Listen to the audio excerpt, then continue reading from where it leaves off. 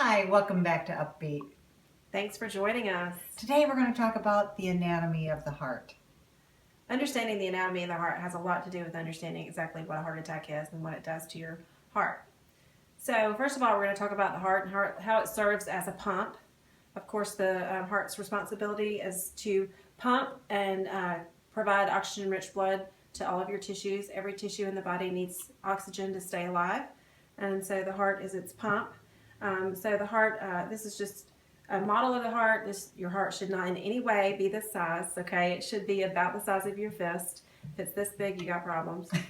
So it should be about the size of your fist, and just like the size of your fist differs depending on what size person you are, so will the size of your heart. And I don't necessarily mean whether you're overweight or not, but size meaning how tall you are and what your frame, if you're a small frame, medium frame, large frame person.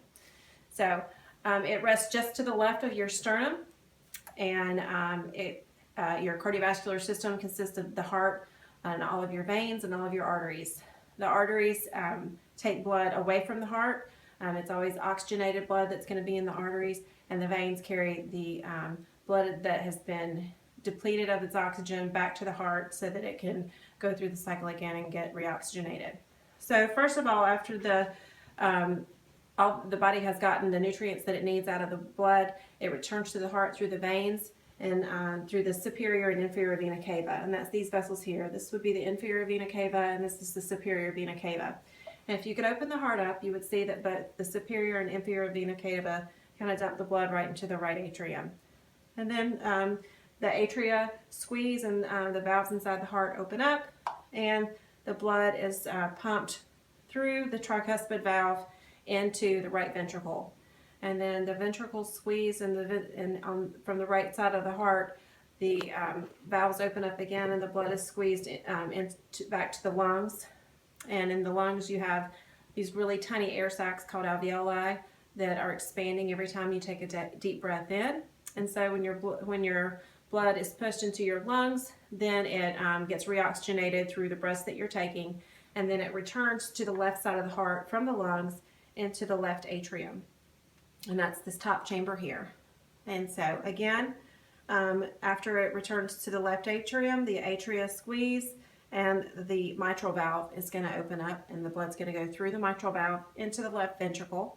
And from the left ventricle, it is pushed out into the aorta, and all arteries branch from the aorta, and it's going to be pushed out to the rest of the body to be used for oxygen and other nutrients. Your arteries then take it to the tissues, then the arteries are connected to the veins through little tiny blood vessels called capillaries, and that's how it gets back into the veins and goes back to the heart, and the whole cycle starts over. Our heart is a muscle and also needs blood supply and oxygen just like the rest of our body and all the other muscles that we have in our body. Our heart is fed through coronary arteries, and these are on the surface of the heart. We have three major ones. They come off the aorta. The first one is the right coronary artery. The right coronary artery feeds the back and underside of our heart.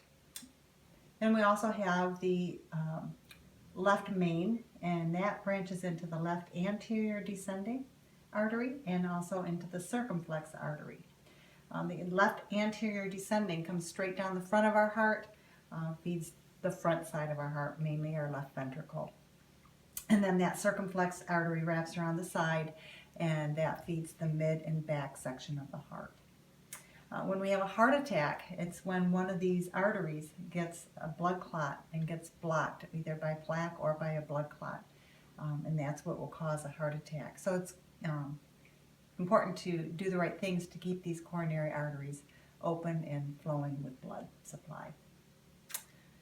So thanks for watching. We hope you have a better understanding of what the heart does and how the blood is circulated through it and how it serves your body.